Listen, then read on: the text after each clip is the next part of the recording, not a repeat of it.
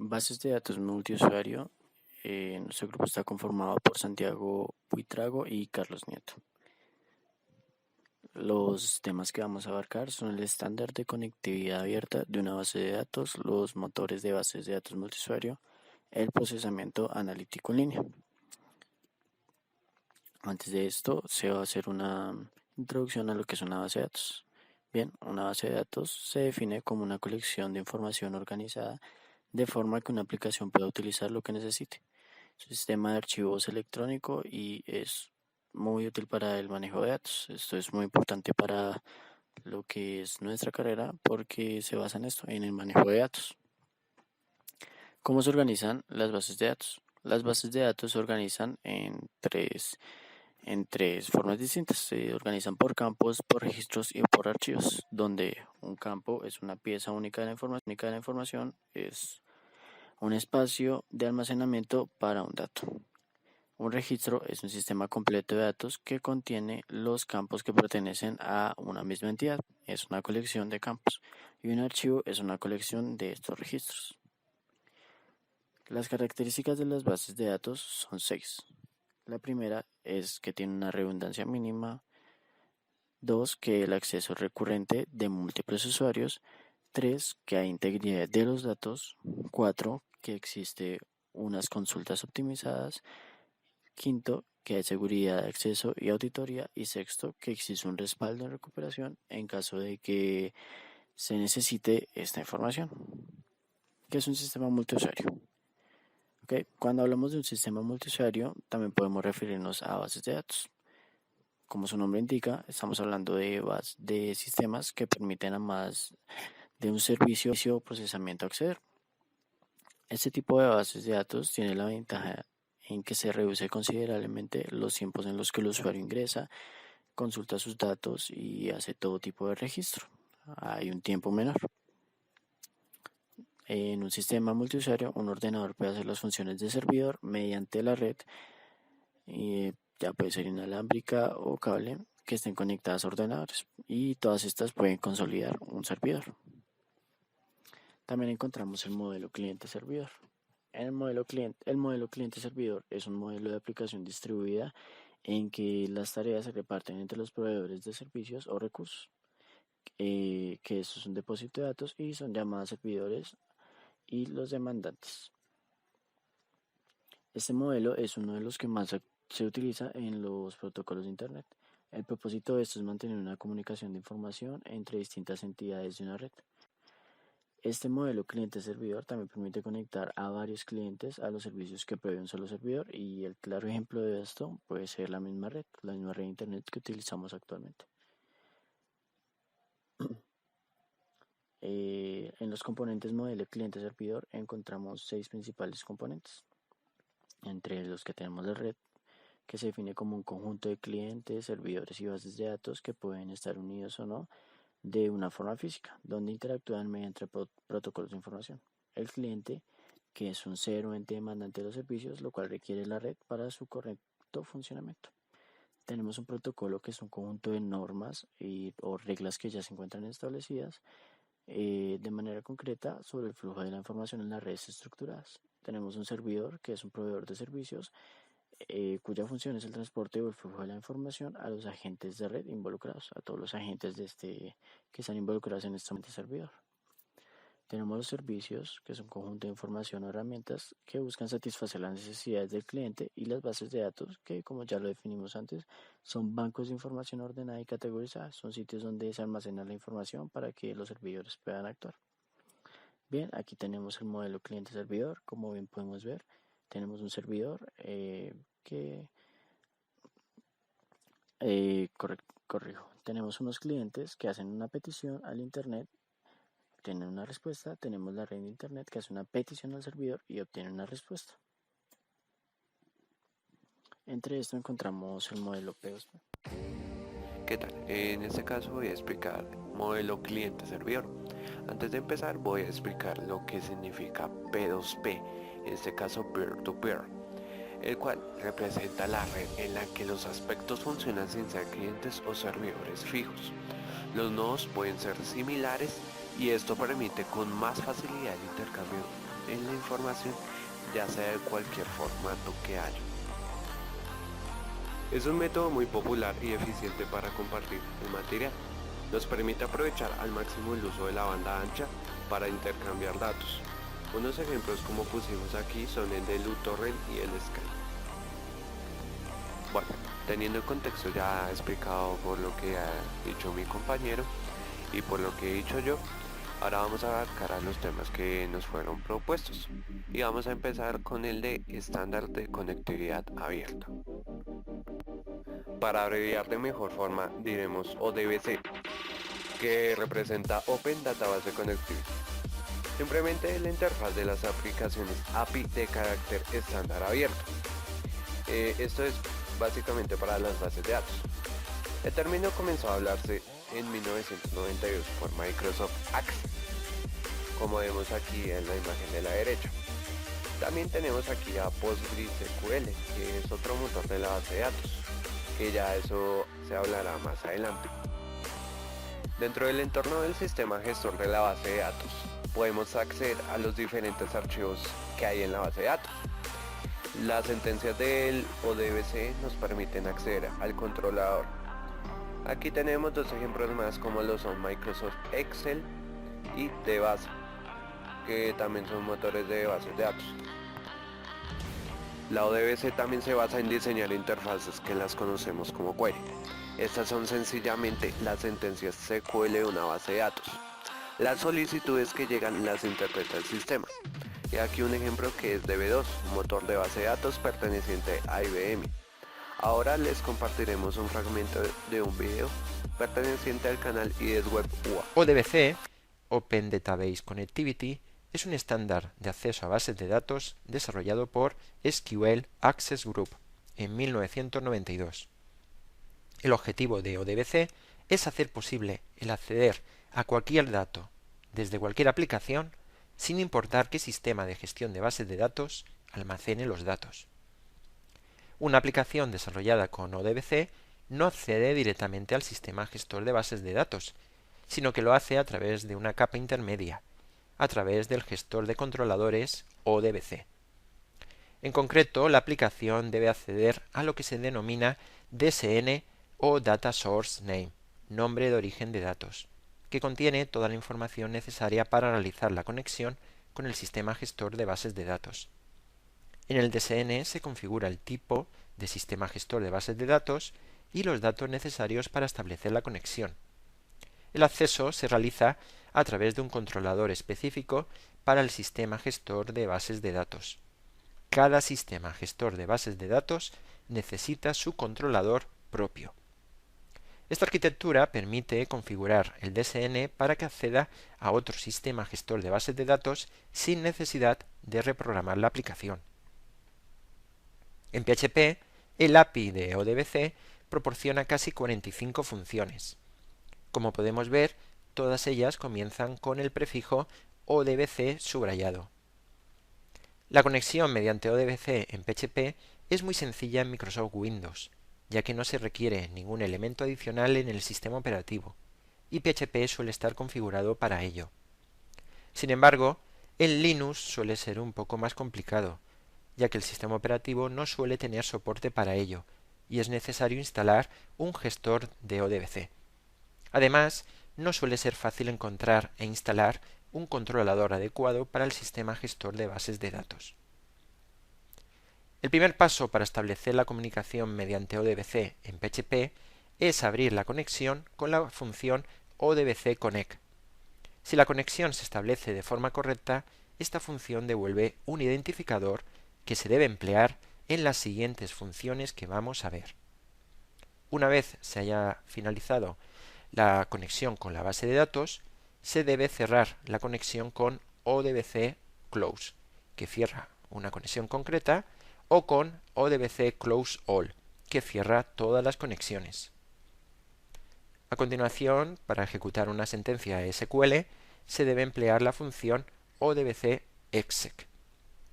Esta función devuelve un resultado cuando se ejecuta una sentencia SQL que devuelve un resultado, como select, show, explain o describe, o devuelve true en el caso de ser una sentencia SQL que no devuelve un resultado, como insert, update o delete. En ambos casos, si la sentencia no se puede ejecutar, por ejemplo porque está mal escrita, devuelve false.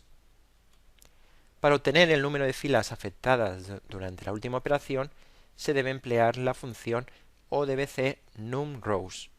Sin embargo, en la documentación se indica que con algunos controladores, cuando se ejecuta un select, puede devolver -1, aunque realmente se haya devuelto un resultado. La función odbc numFields devuelve el número de columnas, campos, de un resultado.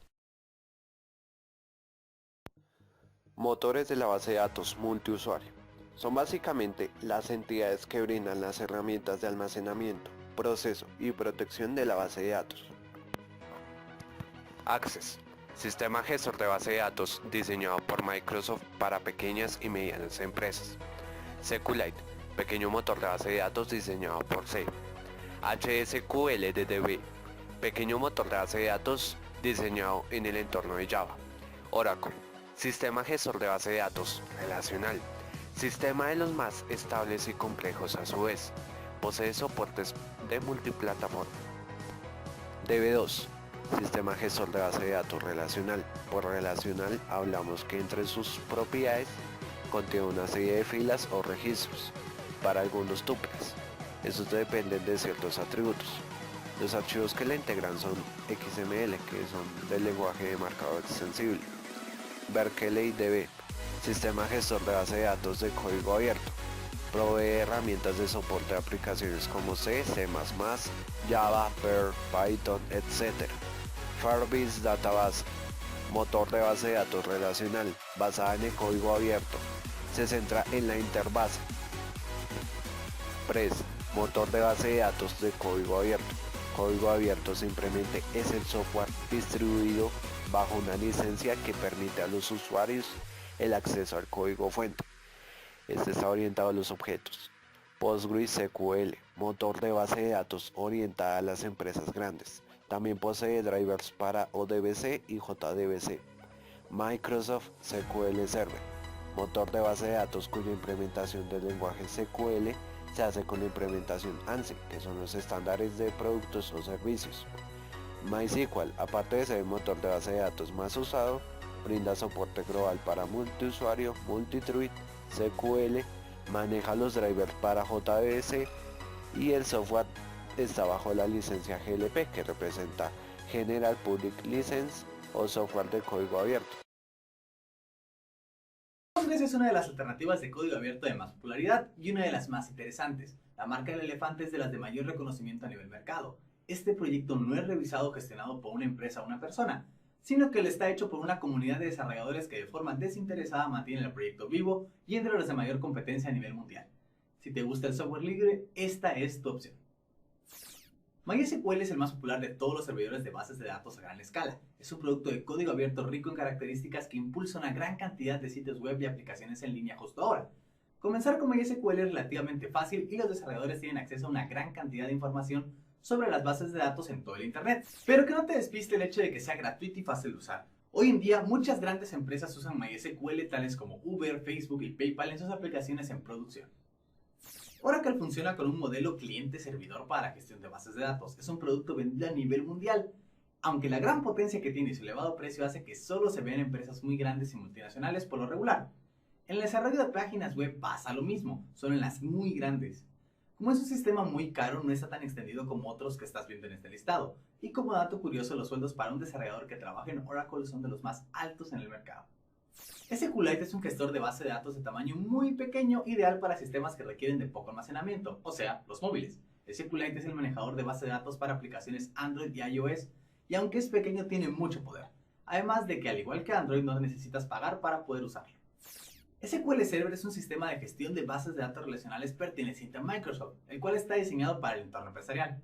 Así como la mayoría que conoce este tema sabrá que es el más godín de todos los mencionados para los sistemas de bases de datos. SQL Server se ejecuta en un lenguaje estándar SQL orientado a las transacciones. Cuenta con un conjunto de extensiones y programación de Sybase y Microsoft que añaden varias características al SQL estándar, incluyendo control de transacciones, excepciones y manejo de errores. También permiten procesamiento en fila, así como variables declaradas, entre muchas otras cosas más. Estas han sido 5 alternativas para trabajar en bases de datos que hay de todo tipo. Hay de las gratuitas a las que tienes que pagar, como Oracle y SQL Server. Sin embargo, también existen las gratuitas como MySQL y PostgreSQL. También SQLite es una alternativa gratuita y demás. Procesamiento analítico en línea. OLAP es una solución del campo de la inteligencia de los negocios. Los datos van resumidos en una base de datos dentro de estructuras multidimensionales. Su uso es recomendado por la velocidad de sus respuestas. En las bases de datos, las entidades y la información se van almacenando en unas tablas, muy similar a lo que pasa con las estructuras OLTP, que son los procesamientos de transacciones en línea.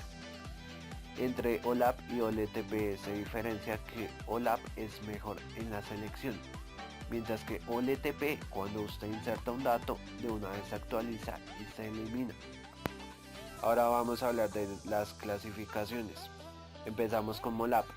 Es una implementación de OLAP que almacena los datos y simplifica la información, más que todo por temas de optimización. Seguimos con ROLAP. También es una implementación de OLAP que almacena datos en motores relacionales. Es buena para almacenar cantidad de datos grandes y usa esquemas de copo de nieve. HOLAP. Implementación de OLAP que permite almacenar algunos datos en un motor relacional y otros datos en una base de datos multidimensional. DOLAP. Implementación de OLAP que contiene información de la base de datos relacional y la guarda en el escritorio. Ahora vamos con el siguiente video explicativo. Las compañías han encontrado que las bases de datos relacionales son muy buenas para almacenar información, pero es difícil generar reportes de datos utilizando tanta información.